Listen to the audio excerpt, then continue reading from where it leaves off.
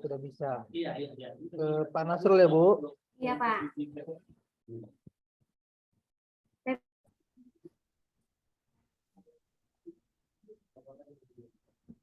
Assalamualaikum, Pak. Waalaikumsalam warahmatullahi wabarakatuh. Ibu Nur Helmi, Iya, Pak. silakan memperkenalkan diri, Bu, dari mana? Iya. Baik, Pak. Perkenalkan, nama saya Nur Helmi. Berasal dari Rokan Hulu, Kecamatan Ujung Batu, mengajar di MTS Al Hasanah Ujung Batu, Pak. MTS. PP itu apa tuh, Bu? Pondok pesantren, Pak. Al Hasanah. Iya. Di Jumpa tuh di mana tuh? Di Ujung Batunya di Pematang Tebihnya, Pak. Oh, Petan Tebing. Iya. Berarti lewat simpang Siabu lagi ke sana ya, Bu? Arah ke Pasir ya? Oh iya, Pak. Betul, Pak.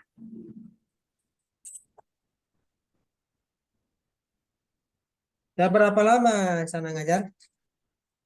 Kalau di Al Hasanahnya lebih kurang 4 tahunan lah baru, Pak. 4 tahunan. Cepat ya ikut PPG-nya. Di sekolah sebelumnya juga ada, Pak. Di mana tuh?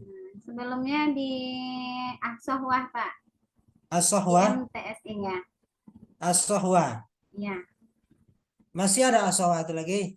Masih, Pak. Alhamdulillah. Kenapa pindah? Ya karena mau mencari pengalaman baru aja, Pak. Oh, itu ya.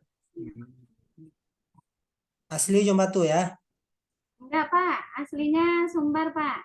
Kota Oh, Payakumbuh. Oke ya. Berarti jadi orang Jumpa tuh lah ya? Sementara, Pak. Oh, sementara ada rencana mau pulang juga lagi? Belum tahu, Pak. Hmm. Kalau untuk sekarang masih di sini. Nggak tahu juga nanti kayak mana, Pak. Berarti keluarga di Jumpa tuh ya?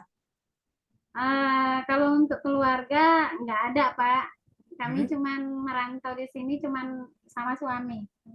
Oh gitu. Suami. Hmm. Suami kerja di Jumpa tuh ya? Iya, Pak. Oke, bisa kita mulai, Bu. Oke, Pak. Insya Allah siap. Pertama, Ibu silakan mengajar dulu dalam waktu sekitar 15 menit lah kurang lebih ya. Iya, Pak. Baik, Pak. Sama kayak pre-teaching kemarin ya, Pak. Ya, Bismillahirrahmanirrahim. Assalamualaikum warahmatullahi wabarakatuh. Waalaikumsalam. Selamat pagi anak-anak ibu semuanya. Apa kabarnya hari ini? Alhamdulillah semuanya dalam keadaan sehat ya. Nah, baiklah, sebelum kita mulai pembelajaran kita hari ini, kita awali dengan pembacaan doa dulu ya. Pembacaan doa dipimpin oleh ketua kelas. Nah, silakan ketua kelasnya dipimpin doanya. A'udzubillahiminasyaitonirrajim. Bismillahirrahmanirrahim. Rabbil zidni ilman warzuqni fahman wa amala minas solihin. Amin.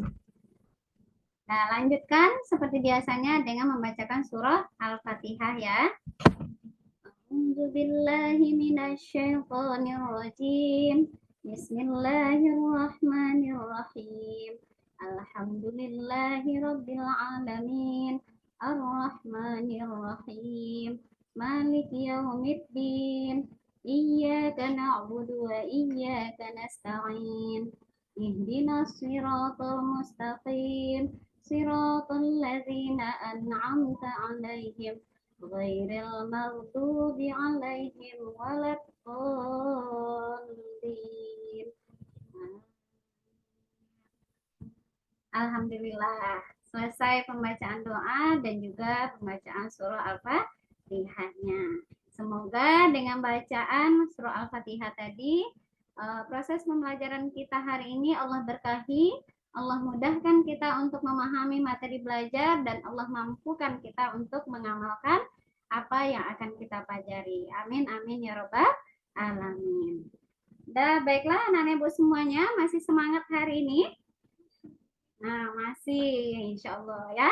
Nah, untuk lebih semangatnya kita, nah kita eh, coba dulu ya, Mas, bertepuk semangat dulu. Masih ingat dengan tepuk semangat? Oke, kita coba ya.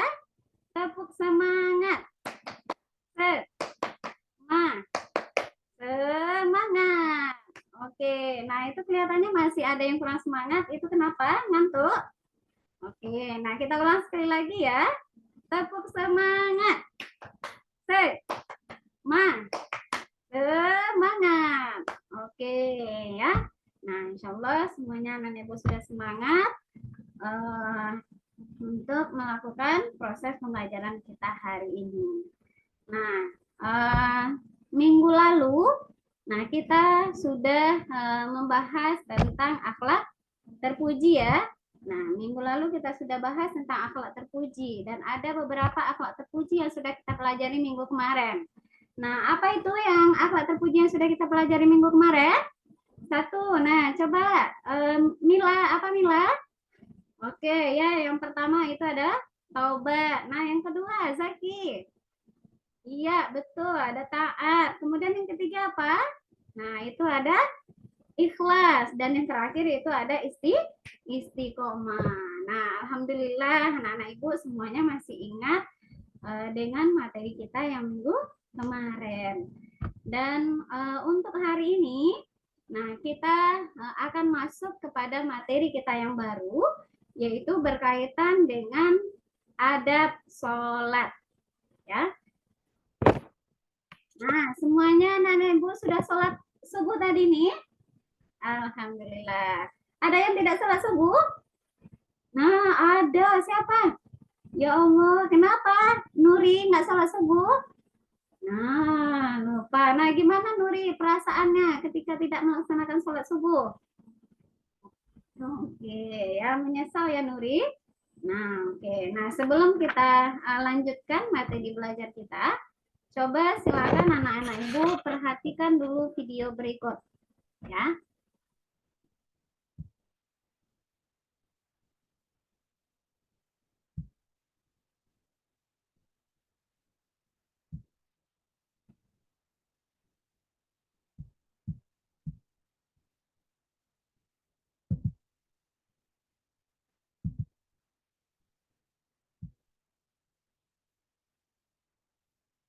Oke, kelihatan videonya, Nak?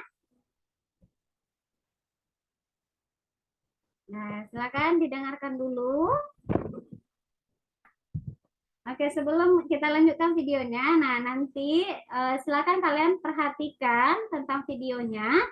Nanti setelah videonya selesai, kalian itu akan mengajukan beberapa pertanyaan yang berkaitan dengan videonya, gitu ya. Nah, siap? Oke, kita putar.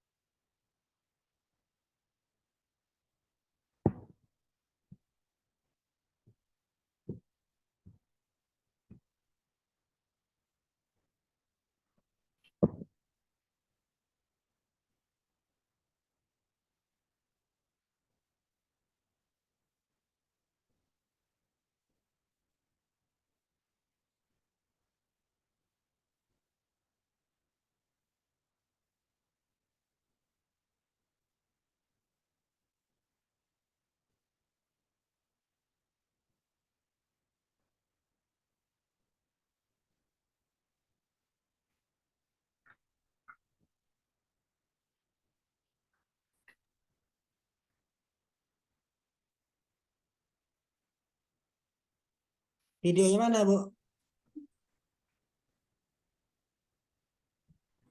Yang mana, Pak? Videonya belum muncul. Oh, iya, Pak. Ya, Ini di sini udah mau berakhir, Pak. Ya, tunggu saya ulang lagi, Pak. sekarang lagi nggak ada di sini muncul videonya. Oh iya, Pak, maaf, Pak.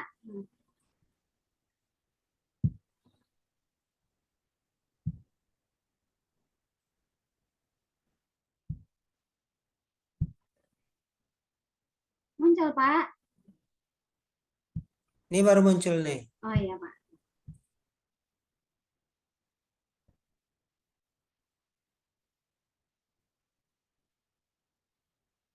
Suaranya nggak ada ya? Ada, Pak. Nggak kedengaran, Pak. Nggak ada. Oh, ya Allah. Tidak bisa didengar suaranya.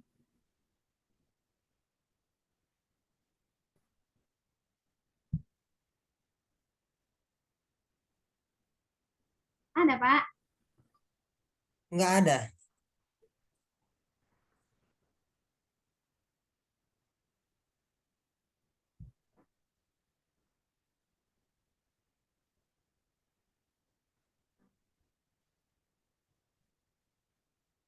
Dengaran, Pak. Nggak ada suaranya, Bu. Ya, yang di sini kan nggak ada. Ya Allah.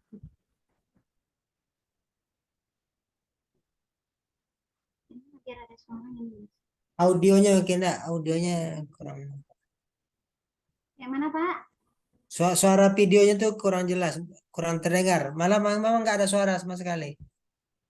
Oh, di sini udah full ini, Pak, suaranya, Pak. Oke lah kalau gitu. Apa ya?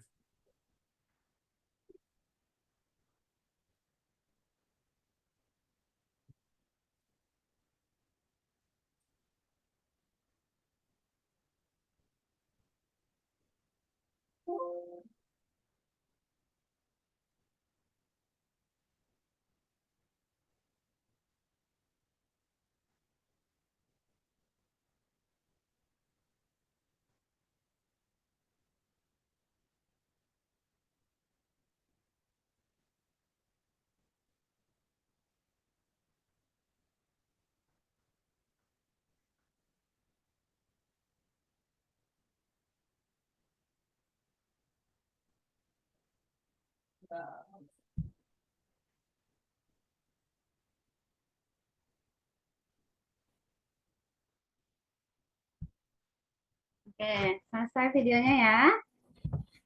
Nah, kira-kira dari video yang sudah Ibu tampilkan tadi, nah, ayo siapa yang mau mengajukan beberapa pertanyaannya? Menurut kalian itu video yang Ibu tayangkan tadi itu berkaitan dengan apa?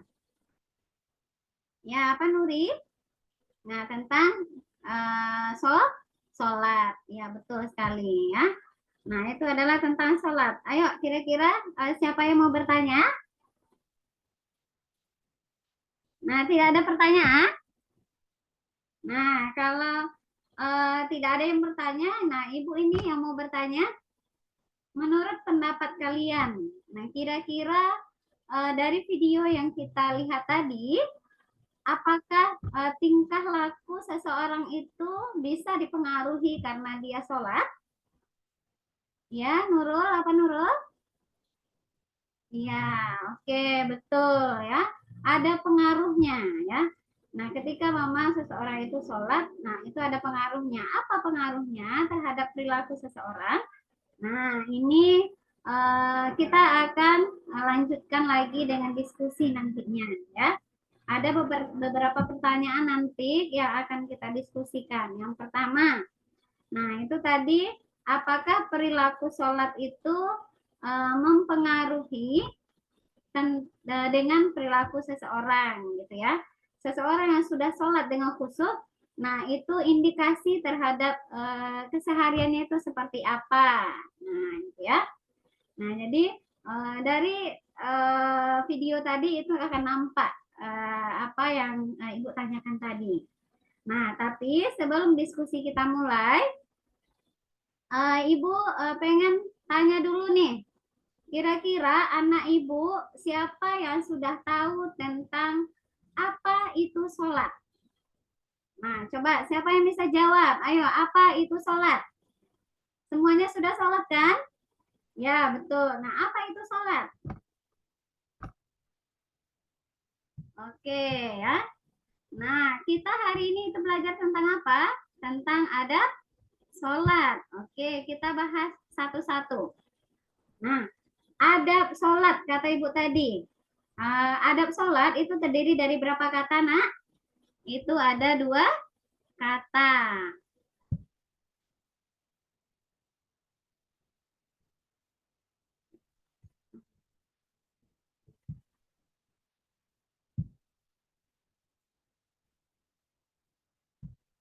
Nah, coba kalian perhatikan ya. Ini ada slide-nya.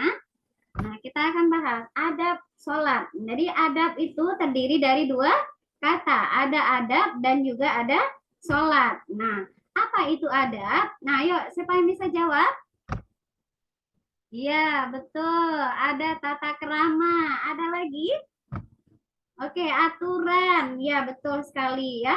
Jadi adab secara bahasa itu artinya adalah tata krama ataupun aturan-aturan. Nah, kemudian secara istilah, apa itu adab? Nah, sikap atau perilaku yang mencerminkan nilai sopan santun. Ya, betul. Nah, kemudian tadi lagi, apa itu sholat? Nah, silakan. Siapa yang bisa jawab? Ya, silakan Zaki. Iya, betul sekali ya.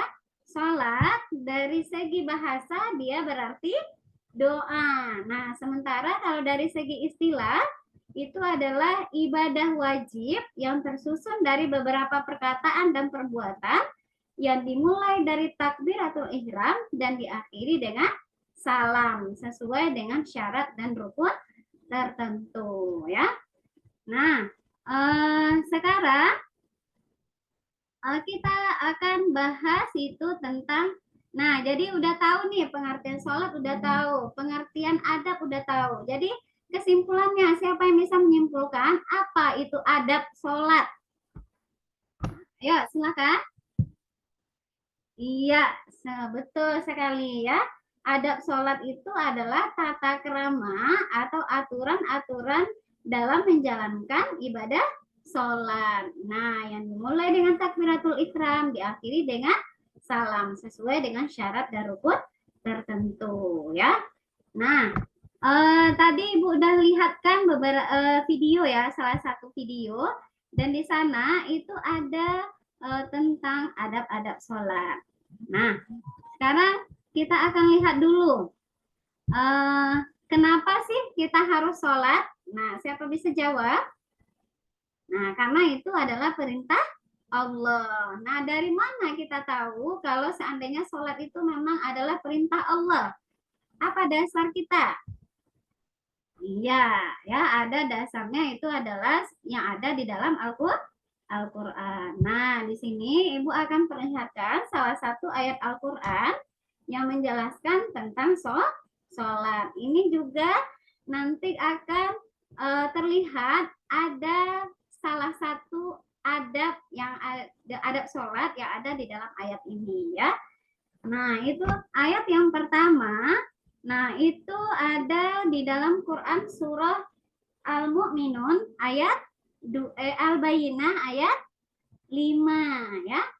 Wa ma umiru illa liya'budullaha mukhlishina lahuddin hunafa'a wa yuqimus shalah wa yu'tunaz zakah wa zalika zikrul qayyimah ya. Nah, artinya padahal mereka hanya diperintahkan menyembah Allah dengan ikhlas, menaatinya semata-mata karena menjalankan agama dan juga agar melaksanakan sholat dan menunaikan zakat, dan yang demikian itulah agama yang lurus. Nah, ini adalah salah satu ayat Al-Quran yang menjelaskan tentang sholat. Nah, kemudian perhatikan lagi. surah Al-Mu'minun ayat 2. Nah, ada qad aflahal mu'minun alladzina hum fi sholatihim khashi'un. Sungguh pasti berbahagialah orang-orang yang beriman, yaitu orang-orang yang khusyuk dalam sholatnya, ya. Ada dua ini dalil yang Ibu sampaikan. Nah, tapi sebenarnya masih banyak ayat-ayat Al-Quran ataupun hadis Rasulullah yang membahas tentang sholat. Nah, dari dua ayat ini, ya, dari dua ayat ini, siapa yang bisa menyimpulkan apa adab-adab sholat yang ada dalam ayat ini? Ya, silakan. Silakan, Indah. Iya, dalam Quran surat Al-Bayyinah tadi apa, Indah? Ya, itu ada ikhlas yang pertama, ya. Nah, kemudian yang di Quran surah Al-Mu'minun apa? Nah, itu ada khusyuk, betul sekali, ya. Nah, jadi adab-adab sholat itu, nah yang pertama, nah sesuai yang disampaikan oleh Indah tadi dan juga temannya tadi, ada khusyuk, ya. Kemudian ada ikhlas. Nah, kemudian yang ketiga, dari video tadi, kira-kira orang sholat itu apakah sesuai dengan waktunya? Iya, betul. Udah azan, udah masuk waktu baru kita sholat. Nah, kita harus menjaga waktu sholat. Itu adalah adab yang ketiga. Kemudian yang keempat, itu memilih tempat yang suci dalam sholat. Jadi kita tidak bisa sholat sembarangan. Nah, kita lihat di video yang tadi, itu orang sholatnya di mana? Ya, betul ya, di masjid. Ya, sebaik-baiknya sholat itu adalah di masjid atau di musola.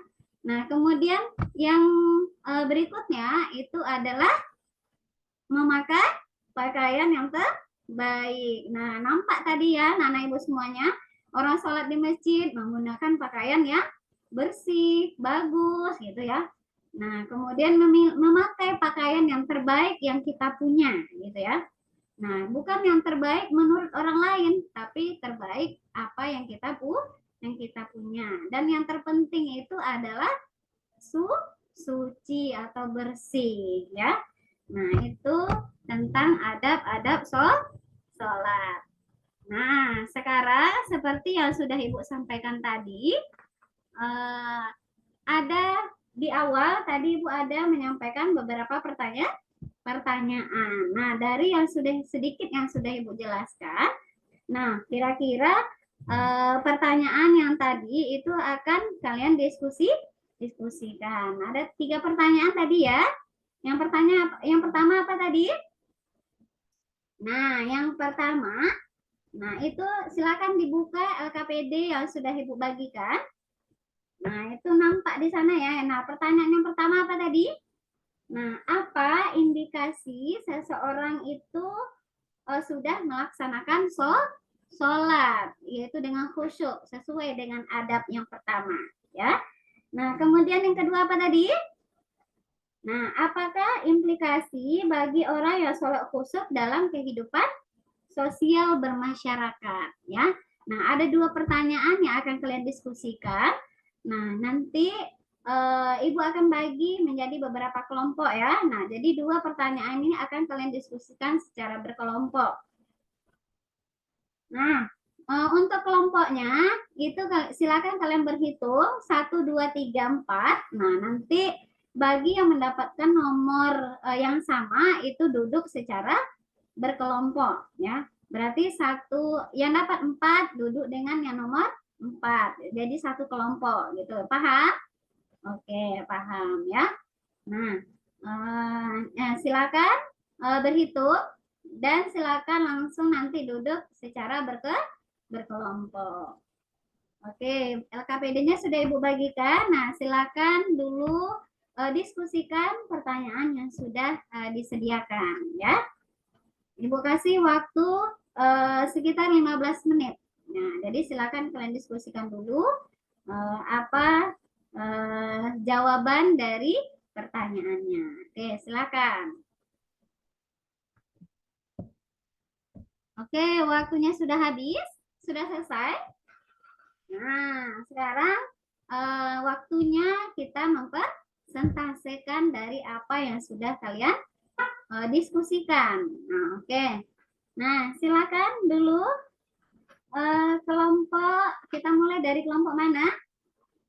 Kelompok 2. Oke, kelompok 2. Nah, silakan diskusikan, silakan sampaikan apa hasil diskusinya. Nah, oke, bagus sekali ya yang Ananda sampaikan bersama kelompoknya sangat luar biasa. Kita kasih aplaus dulu untuk kelompok 1. Oke, ya. Nah, kemudian untuk betul sekali ya yang disampaikan oleh kelompok 1 itu sudah betul semua, bahwasanya ada beberapa indikasi yang bisa kita lihat bagi orang-orang yang sholatnya sudah khusyuk, sudah ikhlas gitu ya, sudah baik. Nah, itu akan terlihat dari perilakunya. Betul sekali kelompok 1, mantap ya. Nah, kemudian karena waktu kita sudah mau habis, nah jadi untuk pembelajaran kita hari ini, nah itu kita tadi membahas tentang apa? Nah itu tentang adab sholat. Oke. Apa tadi adab sholat yang sudah kita bahas? Nah, coba sebutkan lagi. Ya, oke. 1, itu adalah khusyuk. Kemudian yang kedua apa? Ikhlas. Yang ketiga, menjaga waktu sholat. Yang keempat, memilih tempat yang terbaik atau suci dalam sholat. Yang kelima, memakai pakaian yang terbaik. Nah, oke, itu adalah materi kita hari ini. Jadi karena waktu kita sudah habis, kita akan lanjutkan minggu depan. Dan untuk minggu depan kita akan membahas materi berikutnya, yaitu yang berkaitan dengan adab zikir. Nah, nanti anak-anak ibu silakan nanti dicari, dilihat-lihat dulu apakah dari internet atau dari buku pegangan anak ibu semuanya, yaitu materi tentang adab zikir. Jadi nanti untuk adab sholatnya bagaimana, Bu? Nah, sebenarnya tentang pembahasan adab sholat ini itu masih banyak ya. Ayat-ayat Al-Quran yang menjelaskan tentang ini. Nah, itu masih bisa kalian gali lagi, apakah itu dari internet atau dari buku-buku yang berkaitan dengan materi kita ya. Jadi jangan hanya puas dengan materi yang sudah kita bahas hari ini ya. Nah, jadi karena waktu kita sudah habis, kita tutup pembelajaran kita hari ini dengan membacakan Alhamdulillahirobbilalamin. Kita tutup pertemuan kita dengan doa kafaratul majlis. Subhanakallahumma wa bihamdika asyhadu an la ilaha illa anta astaghfiruka wa atubu ilaik. Ibu akhiri dengan wabillahi taufiq wal hidayah. Wassalamualaikum warahmatullahi wabarakatuh.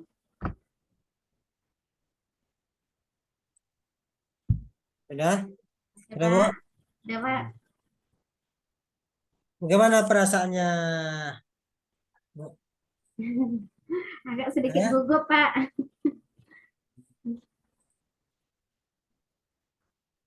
Suara video tadi tuh enggak kedengaran di Bapak sama sekali.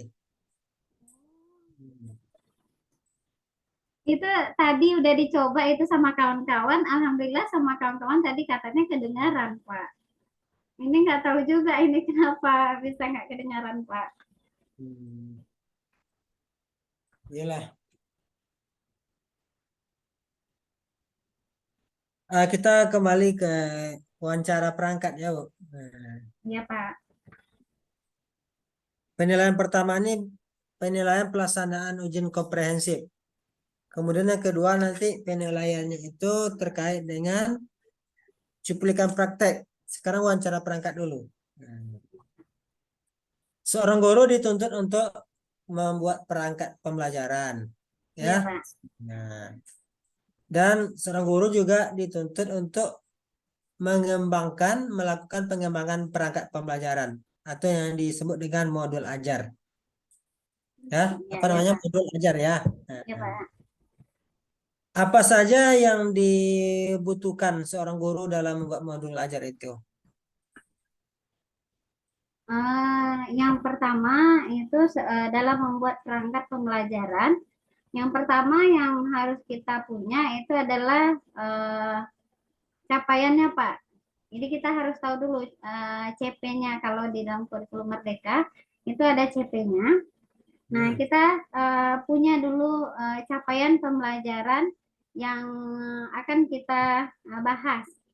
Dan capaian pembelajaran ini biasanya kalau di kurikulum Merdeka itu sudah ditetapkan oleh pemerintah atau dari pusat gitu, Pak. Jadi kita tinggal mengembangkannya saja.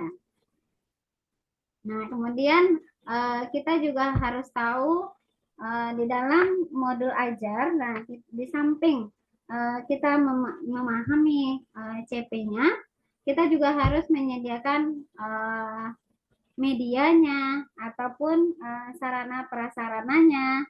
Kemudian kita juga harus tahu tentang apa strategi atau model pembelajaran yang akan kita lakukan dalam modul tersebut. Kemudian terakhir itu tentang penilaiannya, Pak. Pengembangan pembelajaran itu sama nggak modul ajar dengan RPP? Gimana, Pak? Antara modul ajar dengan RPP sama atau tidak? Kalau RPP itu kan di kurikulum 13 ya, Pak. Nah, kalau di kurikulum Merdeka sekarang kan disebut dengan modul. Antara modul dengan RPP sebenarnya hampir sama, Pak. Cuman beda, ada sedikit perbedaannya. Oh, kalau di RPP itu untuk kurikulum 2013. Iya, Pak. Terus sekarang modul ajar ya. Ya, kalau sekarang namanya modul ajar, Pak. Oh, itu ya. Di dalam modul ajar itu ya kan ada dikenal dengan tujuan pembelajaran, alur tujuan pembelajaran, ya kan? Nah, Iya, Pak. ada pendekatan teknologikal pedagogi dan content knowledge, TPACK, Iya, Pak. problem based learning dan project problem based learning. Ini kalau kita bicara pertama tujuan, ya kan? Nah, tujuan pembelajaran kemudian alur tujuan pembelajaran. Apa maksudnya alur tujuan pembelajaran itu? Alur tujuan pembelajaran itu alur jalan ya, Pak. Jalan yang akan kita tempuh di saat proses pembelajaran, gitulah kira-kira, Pak. Jadi ibaratnya kalau di kurikulum 13 itu sama seperti silabusnya. Jadi di dalam alur itu nanti ada CP-nya, juga ada tujuan pembelajarannya, kemudian ada metode atau materi belajarnya, kemudian ada alokasi waktu dan lain sebagainya, Pak. Jadi sudah tergambar di dalam ATP itu sudah tergambar apa yang akan kita pelajari. Intinya kurang lebih silabus ya. Iya, Pak, hampir sama dengan silabus. Kemudian ada lagi yang dikenal dengan TPACK. Apa tuh?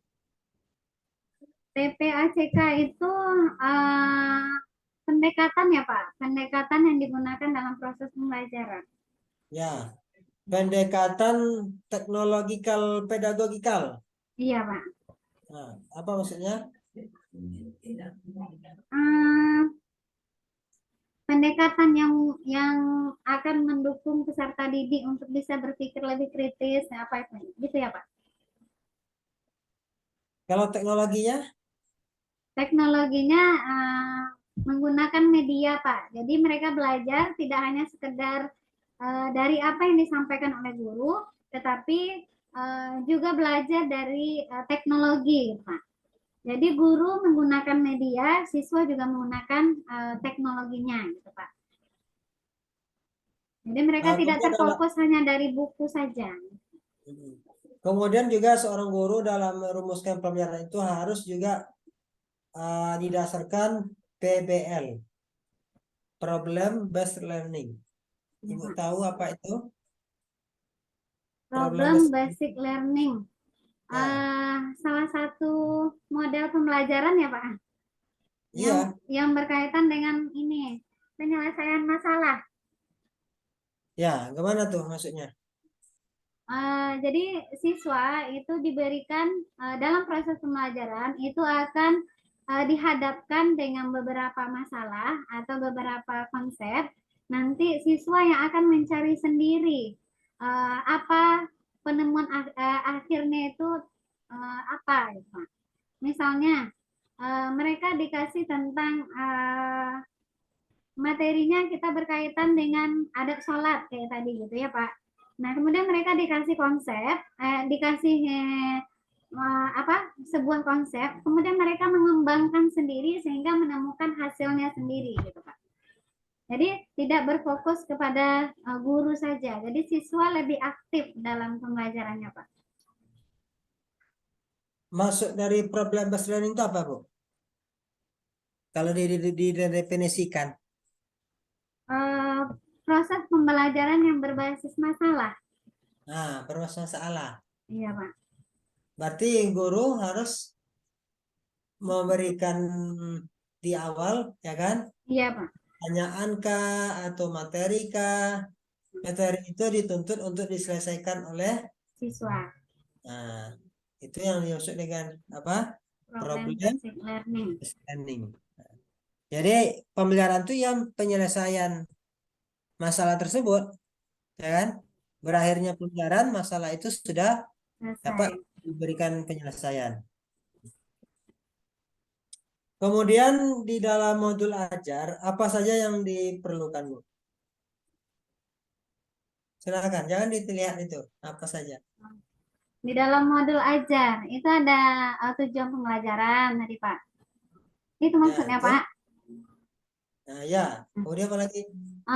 Kemudian ada sarana prasarananya, kemudian ada KKTP-nya kalau sekarang namanya Pak. Kenapa Indikator. sarana-prasarana, Bu? Gimana Pak? Kenapa sarana-prasarana perginya tujuan apa nih? Ya. Kenapa ke sarana-prasarana kalau modul ajar? Di dalam modul ajar itu kan pertamanya ada Tujuan. Tujuan. bukan Pak, sebelum identitas. Nah identitas dulu Pak.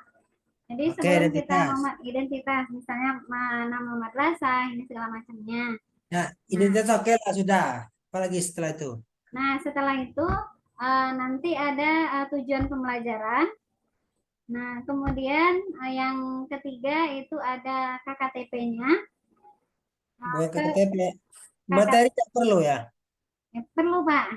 Nah, itu Tujuan materi dulu. ya materi, kemudian tujuan, kemudian Bukan indikator. tujuan. Tujuan dulu pertama, kedua materi, ketiga metode. Ya. Oh ya metode Pak. Nah, seberapa pentingnya metode dalam sebuah pembelajaran? Kalau menurut saya sangat penting ya Pak. Nah, iya, sangat penting itu. Soalnya ketika kita salah dalam menggunakan metode belajar, itu bisa kemungkinan itu tujuan dari pembelajaran itu tidak akan tercapai. Jadi metode belajar yang tepat itu akan menghasilkan menjadikan tujuan pembelajaran itu bisa tercapai. Baik, baik, Bu. Nah. Kemudian Ibu pernah mendengar MP5 PPRA ini? Iya, sudah Pak. Pernah mendengar Sudah.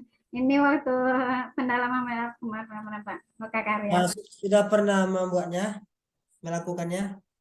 Kalau praktek di sekolah belum Pak, soalnya kami di sekolah masih belum menggunakan kurikulum Merdeka. Nah, tapi untuk pembuatan modulnya sudah dicoba Pak waktu Loka Karya kemarin. Ini selama loka karya baru ya. Iya Pak. Oke. Kemudian untuk penelitian tindakan kelas pernah dilakukan di sekolah? Belum juga Pak. Belum Ini juga. baru juga waktu di Loka Karya baru pelajari. Masih ingat kan? Masih belum ada tuntutan dari kepala sekolah. Kami kan masih guru honor gitu kan Pak.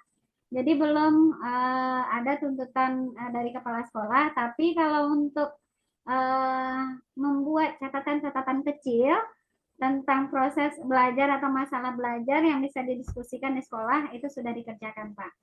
Tapi Oke. kalau untuk menindaklanjutinya lebih lanjut itu masih belum. Ke depan besok kan buat PTK lagi, ya Iya kan? Pak.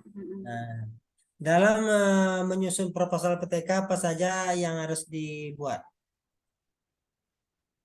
Yang jelas yang pertama yang harus ada itu adalah masalahnya dulu Pak. Masalah, Nah, oke. jadi ada masalah yang kita temukan di sekolah atau di kelas. Nah, kemudian setelah itu baru kita uraikan di latar belakang tentang kenapa kita memilih masalah tersebut. Oke, berarti di pendahuluan ya. Iya, Pak. Ada pendahuluannya, Apa tuh kemudian pendahuluan? Dua apa? ada kerangka teorinya, gitu, Pak. Kerangka teori itu apa? Apa urgensinya tuh? Kerangka teori itu menjelaskan tentang teori-teori yang kita bahas di dalam PTK itu, Pak. Menjelaskan teori-teori. Iya, Pak. Kalau Dalam kajian konteks menjelaskan teori-teori, kalau kajian teori itu, bukannya itu kita permasalahan kita angkat itu harus ada teorinya. iya, Pak, gitulah. Kemudian metodologi penelitian. Apa yang Bu tahu metodologi penelitian? Metodologi penelitian itu cara yang kita gunakan untuk menyelesaikan masalah kita yang ada. Nah, jadi di metode penelitian itu ada yang bersifat kualitatif, ada yang bersifat kuantitatif. Apa saja kandungan atau muatannya metodologi penelitian itu kalau kita buat proposal PTK itu? Di antaranya, Eh, Kalau di metode itu ada jenis penelitian kita itu berjenis apa. ya, Kemudian ada apa, yang ini Pak di sumber apa?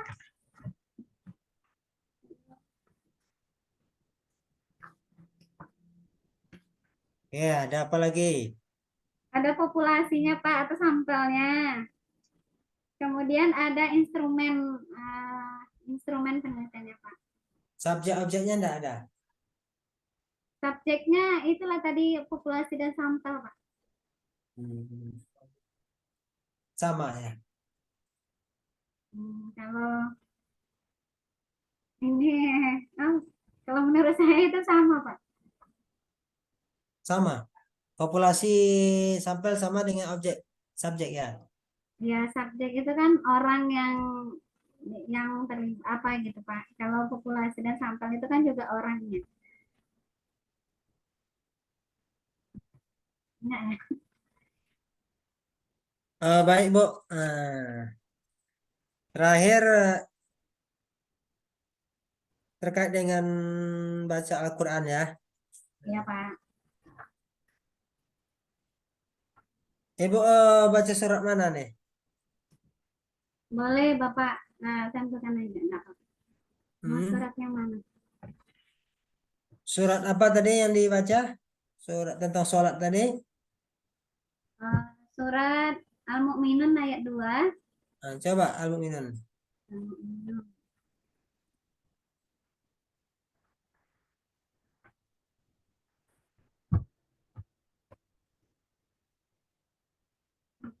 Apa ya? Surat berapa?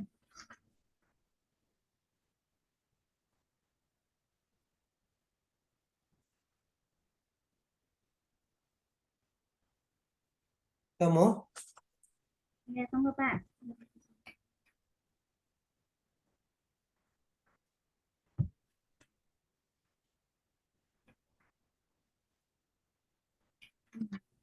Udah ketemu Pak.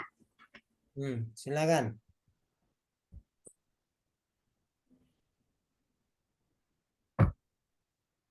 A'udzu billahi minasyaitonir rajim.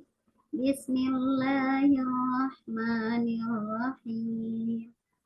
Alladzina hum fi salatihim khashi'un walladzina hum 'anil lagwi mu'ridun. Pakai irama lah, Bu. Nggak bisa pakai irama, Pak. Nggak bisa. Coba diulangi lagi. Dari ayat 2 aja, Pak. Dari yang pertama lah. Oh, dari yang pertama. Qad aflahal mu'minun alladzina hum fi sholatihim khashi'un walladzina hum 'anil lagwi mu'ridun walladzina hum lizzakati fa'ilun walladzina hum li furujihim hafizun illa 'ala أزواجهم أو ما ملكت أيمانهم فإنهم غير ملومين فمن ابتغى وراء ذلك فأولئك هم العادون والذين هم لأماناتهم وعهدهم راعون والذين هم على صلواتهم يحافظون أولئك هم الوارثون. Oke, cukup. Sadaqallahul azim. Kalau kita membaca Al-Quran itu apa yang harus kita ada adabnya, Bu? Adab dalam membaca Al-Quran, Pak. Ya, Yang pertama, kita harus suci dulu, Pak. ya, Baik suci dari hadas besar ataupun hadas kecil. ya. Kemudian yang kedua, meletakkan Al-Quran di atas lutut. Artinya tidak boleh di bawah. Gitu. Kemudian sesuai dengan tajwidnya. Tajwidnya. Oke. Nah, di dalam kalimat ini apa yang kalian Ibu dapatkan? Qad aflahal mu'minun itu apa hukum tajwid yang Ibu jumpai? Qad aflaha. Qad Qalqalah, Pak. Hah? Qalqalah. Oke, yang mana? Kodenya itu, Pak, dal mati. Ada dal mati di situ dibaca qalqalah. Oke, kalau apa tuh? Qalqalah sugro, Pak. Suuro ya. Ya. Oke, kemudian apa lagi? Kemudian mat itu sudah banyak ya, Pak. Ya, Mat yang ya. dibaca panjang.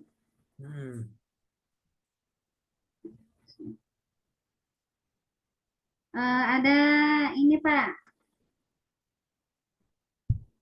Oke, kiranya tidak banyak situ ya. Iya, Pak.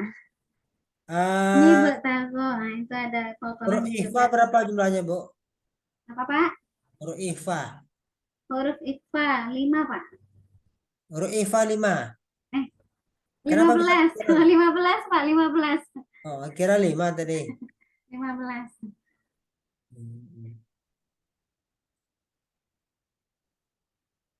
Ada hukum ikhfa yang Bu dapatkan tadi dalam bacaan tadi?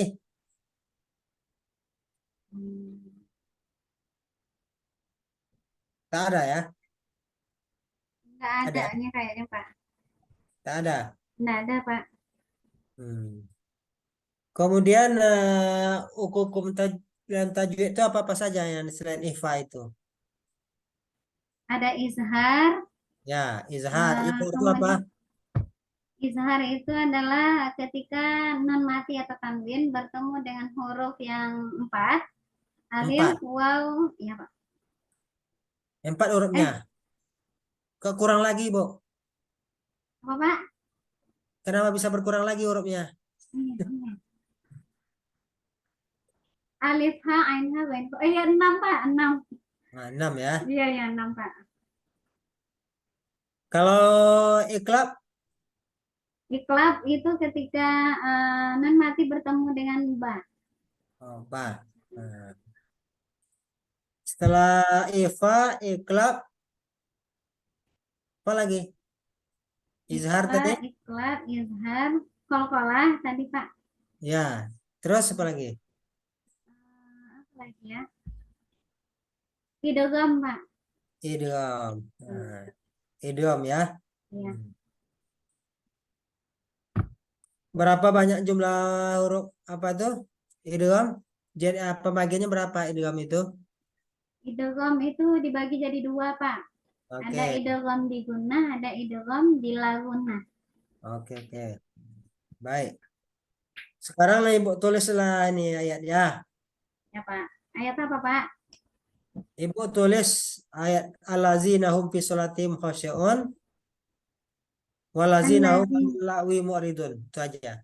Yang mana Pak? Allazinahum ayat 2, Yang 3. ayat 2 dan 3. Nggak boleh tak bantu, Bu. Ya, ambil kertas aja Pak. Lupa tadi.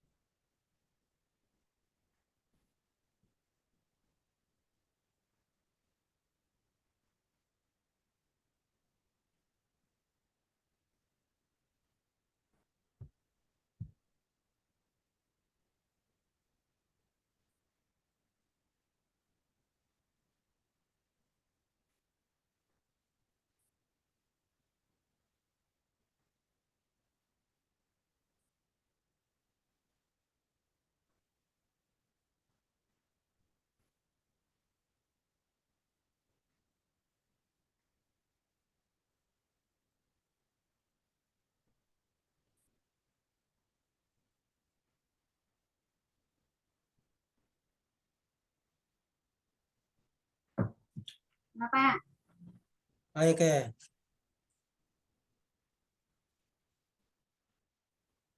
Coba allazi Allazinahum hum fi sholatihim khashi'un. Itu allazina hum tuh kayak allazinamum aja tuh. apa Pak? Ya. Ya kan? Yang mana Pak?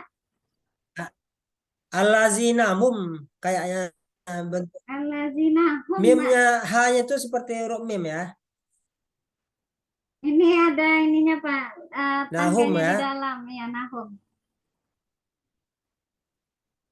Maklum lah Pak tulis. Tapi kurang lebih allazina hum fi sholatihim khashi'un wallazina hum. Hmm. Baik, Bu. Oke. Cukup. Ya. Terima kasih Pak. Nah, tutuplah. Alhamdulillah selesai proses diskusi kita hari ini. Kita tutup Bukan diskusi ya. ujian kompre ya Pak. Ya. Alhamdulillah selesai pelaksanaan ujian kompre kita hari ini. Kita tutup dengan membacakan Alhamdulillahirobbil alamin. Ya. Ada Pak? Oke. Nah. Baik, Terima kasih ya. Pak. Iya, sama-sama. Ini udah boleh live atau gimana Pak? Boleh keluar. Nah, Terima kasih Pak. yuk.